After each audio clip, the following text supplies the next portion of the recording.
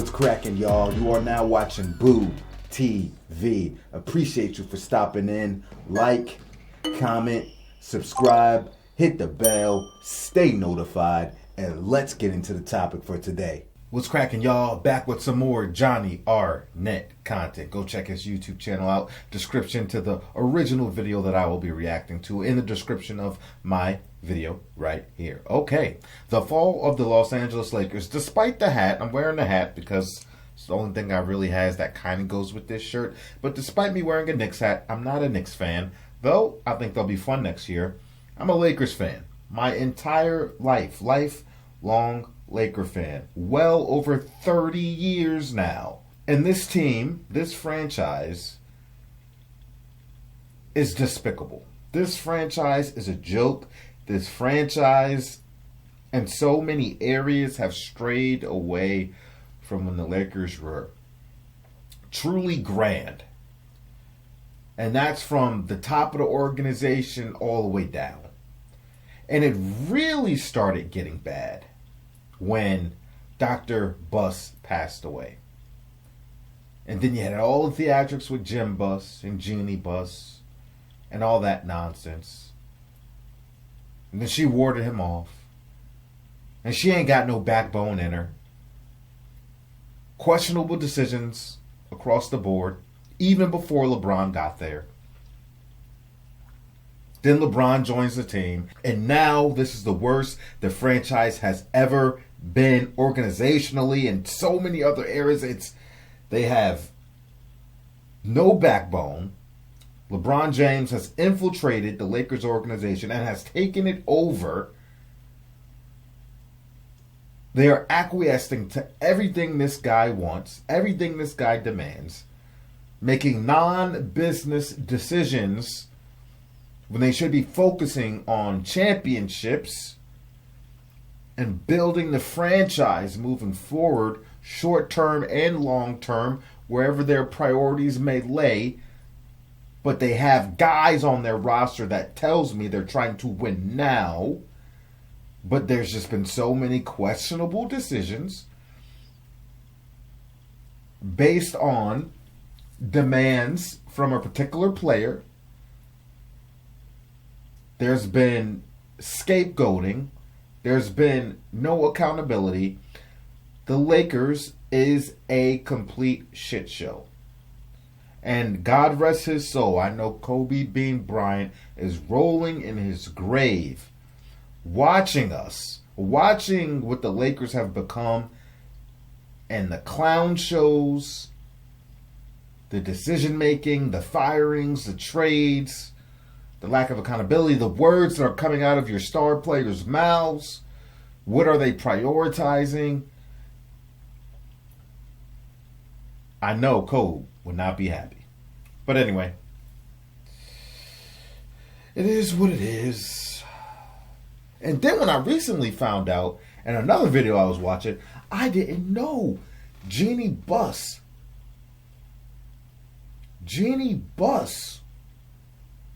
banned Jerry West from crypto. I like to call it Staples still.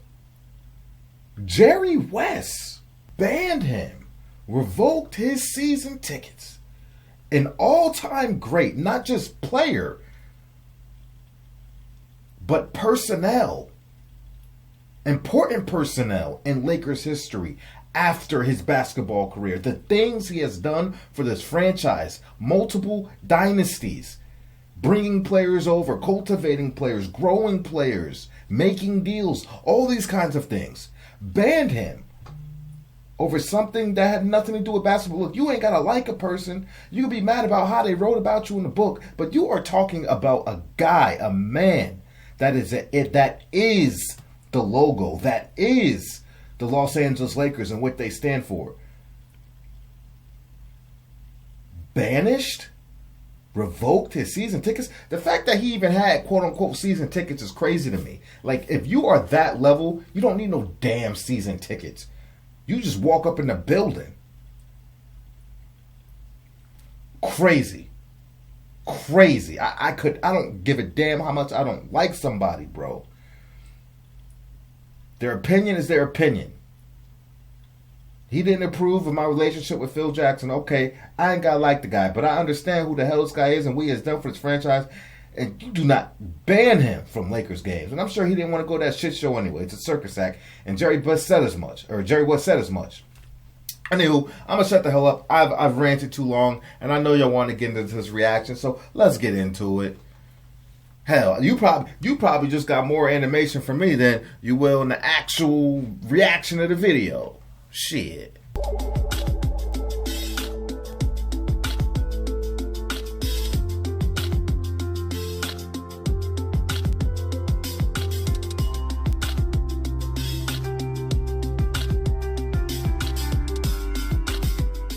Now, I promise, this is going to be my last Lakers ranting video for at least a month. The reason I felt inspired to make this video today is because I'm looking around the organization, I'm looking around the media, and I'm looking on social media at all the fans talking, and everybody's looking and pointing at the wrong things. Not understanding the history of the Lakers organization, and not really understand why the Lakers have fallen. As a lifelong Lakers fan, who is the son of a lifelong Lakers fan, I feel well equipped to explain this story to you. So before I can explain the fall of the Lakers organization, let me first quickly explain its rise. Since the very infancy days of the NBA, the Lakers organization has always been among the most valuable teams in the league.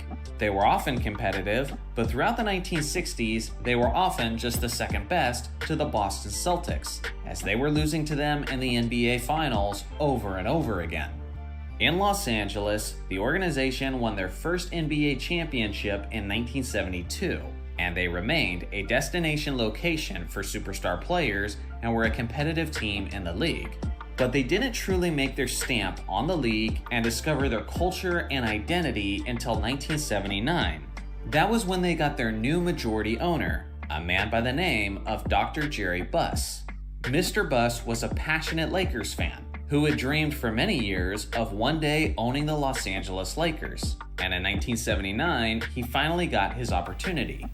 Jerry Buss wasn't just a Lakers fan, but he was a successful businessman and an investor. He knew how to win on the business level, and he loved had an obsession with winning even before his job was about the game of basketball. Soon after Buss took over the team, they drafted Magic Johnson, who's often the person who gets the most credit for the Showtime era. But the thing is, that was really Dr. Buss who was shaping that era behind the scenes.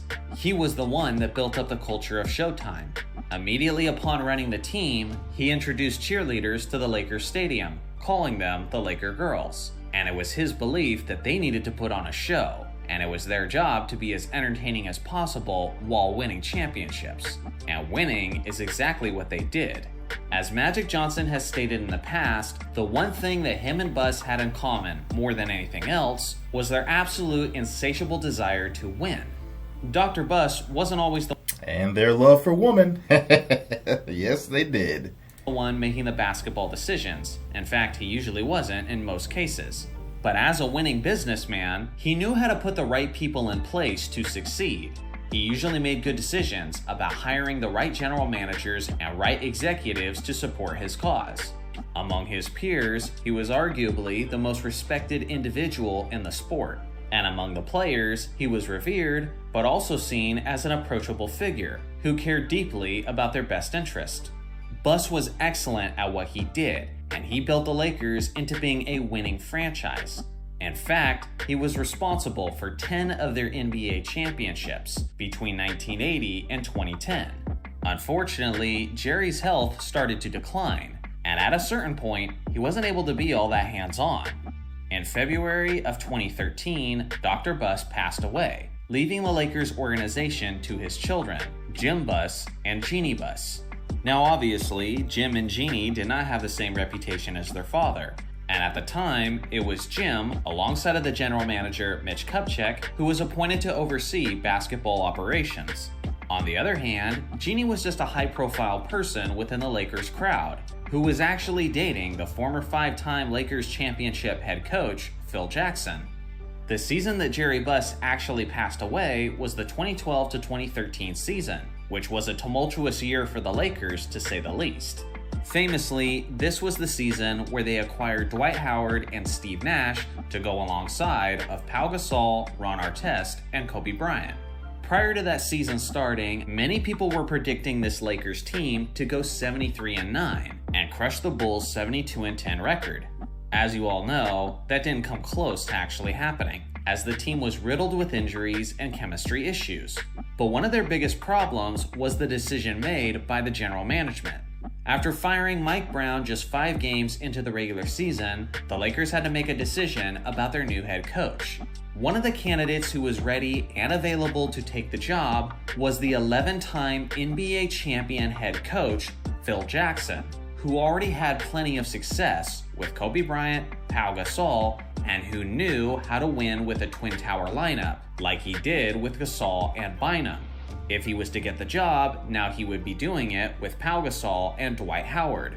But in all of their endless wisdom, Jim Buss and Mitch Kupchak decided to throw a curveball and instead hired Mike D'Antoni, simply for the fact that he had experience with Steve Nash, as they had... Steve Nash, who literally retired the next season, was not prime Steve Nash. And they told Phil Jackson that the night before they made their decision, they told Phil Jackson, the job is yours if you want it. Phil said, all right, I'll let you know in the morning. Phil basically wakes up, finds out Mike D'Antoni got the job.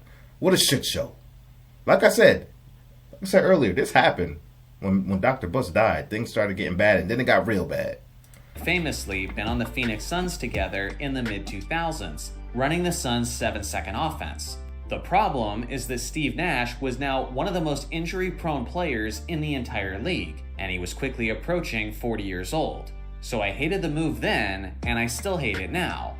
What's amazing is that after not getting the job, Phil Jackson accurately predicted all of the problems this Lakers team would have with Mike D'Antoni. Take a listen. Sunday night at midnight, I get a call from Mitch saying, we've hired another coach, Mike D'Antoni. But I said, Mitch, what's your reasoning? And he said, we think he's the best coach for this group of guys. All right, maybe I got the details wrong. I said he woke up in the morning and found out. No, I guess morning, but middle of the night. So what do you think of D'Antoni as coach? Mike, with the right personnel, is a great coach. Okay. And this personnel really wasn't quite fit for Mike's coaching style. Tell me why. Well, he likes a 3-point shooting group of guys. He likes 2s and 3s in the corner. His great guard, Nash, was on the team. Obviously, Steve's a great guard. He can distribute the ball. But that other big guy has to be they call it now a stretch 4. He has to be able to shoot 3-pointers. Yeah. Pau wasn't quite fit into that. Pau and Howard together, too big, too much of a load for that post. And he doesn't really like guys in the post. He likes guys outside. After passing on Phil Jackson, it was a snowball effect from then on, as the Lakers were struggling to earn a playoff spot, and because of that, Mike D'Antoni started playing Kobe almost every single minute of every single game leading up to his Achilles tear. And of course, without the Mamba, they were eliminated in the first round by the far superior San Antonio Spurs. Then came the NBA offseason with Mitch Kupchak and Jim Buss at the helm of decision-making. Dwight Howard was clearly unhappy with the Lakers organization, but regardless, they still pathetically begged him to stay, hanging up banners outside of Staples Center pleading for him to please stay, which made the whole thing just look even more embarrassing when Dwight Howard ended up deciding to leave. And the few years afterwards came some really terrible and poorly thought out decisions. Then it was their responsibility to rebuild around Kobe and give him the best chance possible to succeed. Sure, Kobe was dealing with a multitude of injuries, but for the few instances that he was out there, he really didn't have much talent to go to battle with.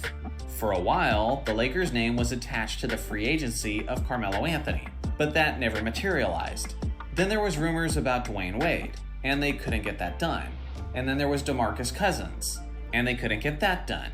Then there was LaMarcus Aldridge, who was famously incredibly underwhelmed in the interview, and decided to head to San Antonio instead.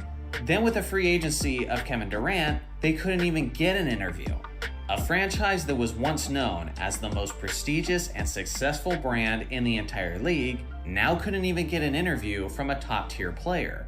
Kobe was forced to go to battle with guys like Robert Sacre as he was chucking up shot after shot while only shooting 35% from the field. And in the Mamba's last season of his career, the Lakers went 17-65 during the Jim Buss and Mitch Kupchak era. So after the retirement of Kobe Bryant, Jim Buss and Mitch Kupchak were met with a gigantic task of having to rebuild after Kobe Bryant. And heading into that ever-crucial free agency, there was a lot of big fish to be had. And one of the first decisions was to sign Timothy Mozgov to an expensive, long-term contract. As a Lakers fan, I was utterly shocked. And to this day, I can't explain the logic of it. Immediately, this move handicapped us for many years. It would be one thing if Los Angeles was desperate to get as much talent as possible and give a fat contract for a single year. But to do it for many years was absolutely crazy, considering that this guy's most famous play was an instance where he got dunked on. Mozgov was coming off of a season where he had just averaged 6 points per game. And sure, his Cleveland Cavaliers had just won the championship, but I don't know, maybe that had something to do with LeBron James and Kyrie Irving and not Timothy Mozgov? Soon after that, the Jim Buss era got even worse, as they overpaid Luol Deng and gave him also a long-term contract. At this point, not only were the Lakers struggling to appeal to free agents, but for the foreseeable future, it wasn't even possible for them to do so because they use all of their salary cap on below-average players. As I said before, this was the dark ages for the Los Angeles Lakers. After those embarrassing years were finally over, Mitch Kupchak and Jim Buss were out the door, and replacing Jim was his sister, Jeannie Buss. And it seemed like a great change at the time, but now it looks like this sibling is just more of the same. She's let her drama seep into the organization. She ostracized arguably the greatest executive in basketball history, Jerry West, all because he didn't approve of her sleeping with the head coach Phil Jackson many years ago. And now her and Rob Pelinka have proven time and time again that they don't have what it takes to lead this Lakers organization to be the glory team of their father's generation. Everywhere I look, it looks like whether it's the media or social media is looking to blame people. But usually it's LeBron, Rob Pelinka, the Lakers head coach, the passing of Kobe Bryant, or whatever it may be. But if you ask me, the moment the Lakers were no longer the Lakers was the instant that Jerry Buss passed away. So what do you guys think? That's what I said. Will the Lakers ever return to their former glory? Or is it officially a new era where they will diminish to be just like any other team within the league? I look forward to hearing your thoughts in the comment section below. I don't gotta say anything else. I don't. I said it earlier.